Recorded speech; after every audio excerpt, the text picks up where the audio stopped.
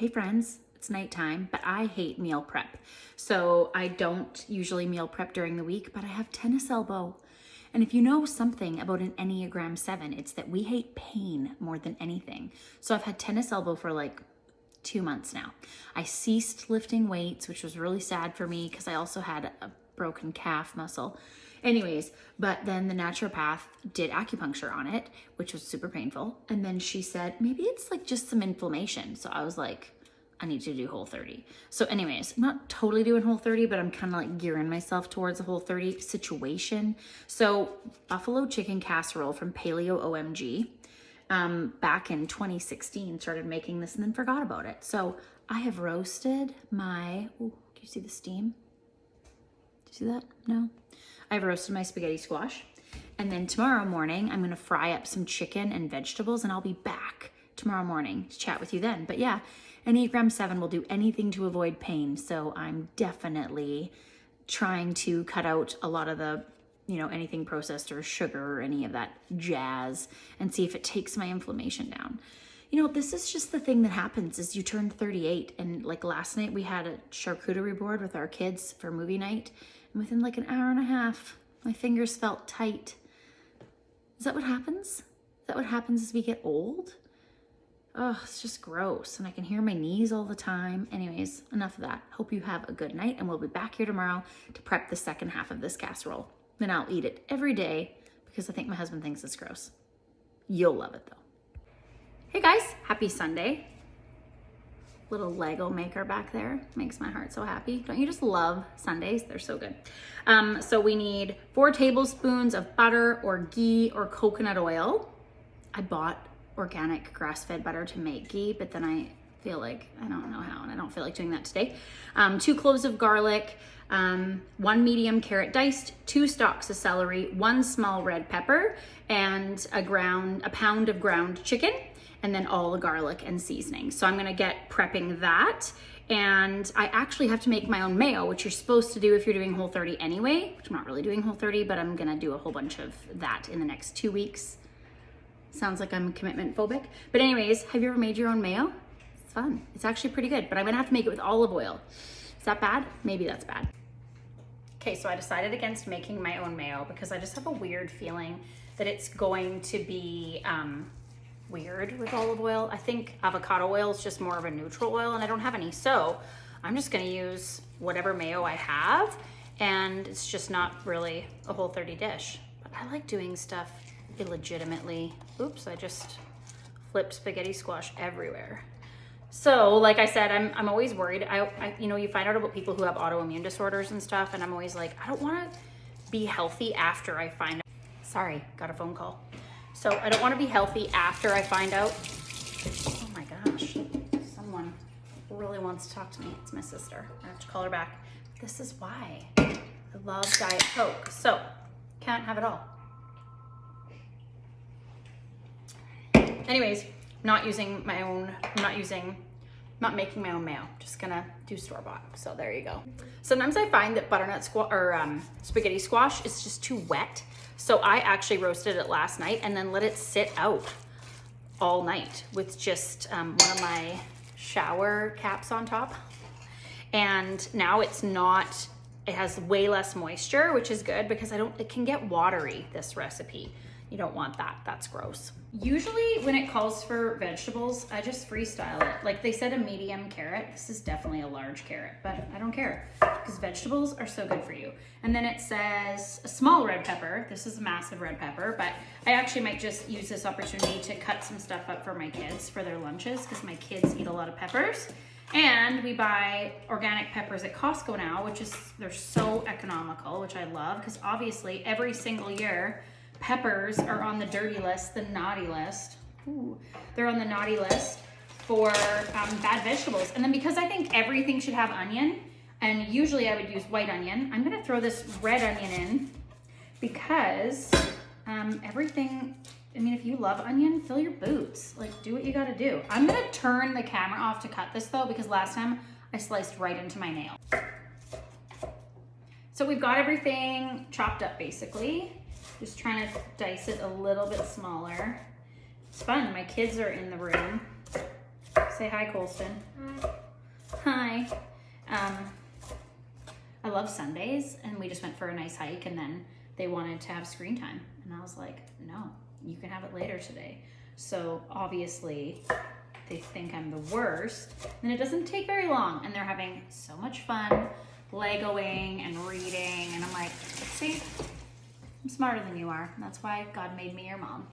Okay, so yeah, it calls for a lot of butter, but I've made this before. Once you've made it a few times, you just go to the beat of your own drum. You know what I mean? This is your one life to live, so you can do what you want to do. So, like I said, as many vegetables as you want. I am going to do 4 cloves of garlic, even though I think it calls for garlic powder. When someone calls for garlic powder, like, I'm a meme. You could make a meme of me. It's so ridiculous. I just think that's a teaspoon of garlic powder is just a joke, a bad joke. Okay? Remember that. Put all this in here. Saute it up real good. Probably gonna saute my chicken separately because it's all gonna bake together anyway, and clearly I didn't want to use a very big pan. I don't have enough pans. I feel like since I moved here, I got rid of a lot of stuff and I went like minimalist mode, and then we have an Airbnb, so I put a lot of our stuff in there. And now I just like have 2 frying pans and one that's so annoying, so I should probably get some new stuff. But you start to realize how much you don't need. You should check out that minimalism episode on the podcast. Speaking of the podcast, look at this rainbow. Isn't that great? I'm gonna saute this till these red onions are like slightly translucent. But this week on the podcast, I have an episode, solo episode, called You Are Your Own Lucky Charm, because you are. And about silencing that inner critic, or maybe just calling it out and acknowledging it. But I definitely think a lot of us give way too much power to that inner critic that's making us not live the kind of lives that we want, because we're listening to our inner critic. So I'm nervous about it because it's so vulnerable, but I'm really proud of it. I really listened to it the other day and I'm like, that is some serious vulnerability. So I'm excited to share that with you guys this week, and I just hope lots of people catch the episode. Okay, I gotta get all the extra garlic. Oh, you guys, it smells so good in here. Wish you could smell that. Okay, so I have this tennis elbow. Oh, that hurts. Oh gosh. Have you ever had tennis elbow? It's like gotta be the stupidest thing. Yesterday I had to use 3-pound weights. Like, they don't want me to use any, but I've gone without weights for months. So just dump that into your butternut squash. Carry on. I was just gonna say, I think eating garlic for me is directly tied to health. The more garlic my family eats, the better off we are. So if you're sick all the time, ask yourself, how much garlic am I eating? I got 2 packages of this because obviously I'm overzealous and I frequently add like double the vegetables and stuff like that. And it's a 1-pot supper, so get a bigger pot. Like, who cares? I forgot celery because I secretly hate celery, but any recipe that calls for celery, it's like a very important ingredient. And so it's super, you can't go without it. I feel like you can, and celery salt too, like it adds a very important, distinct flavor. Oh, I'm doing it again. I'm cutting on camera. Now I want to go so fast to make you so proud of me. Better slow down as I get to my fingers. So I'm gonna have to saute this with my chicken. And my chicken, I actually ended up getting a package of chicken breast and a package of chicken thighs ground because dark meat just has way more flavor. Oh, try to get your celery organic as well. We'll try to get everything you can possibly because it soaks up a lot of chemicals. So you want to make sure your celery is organic. And obviously your meat wherever possible. Do that too. So I'm probably going to have borderline 2 casseroles here because of how much meat and vegetables I have. I feel like there's a lot of water in my chicken, and I don't actually know if someone is injecting water into my bird, but that creeps me out.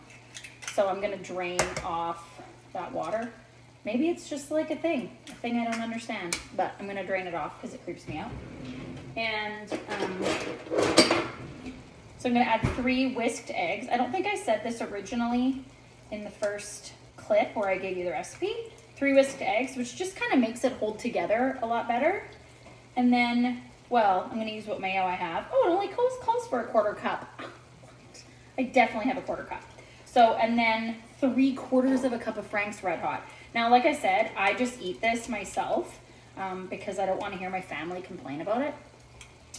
But I feel like last time I made it, which was like 4 years ago, I feel like I did less of the Frank's Red Hot than that. Like maybe I did 1/2 cup, and I like spicy, but I don't know.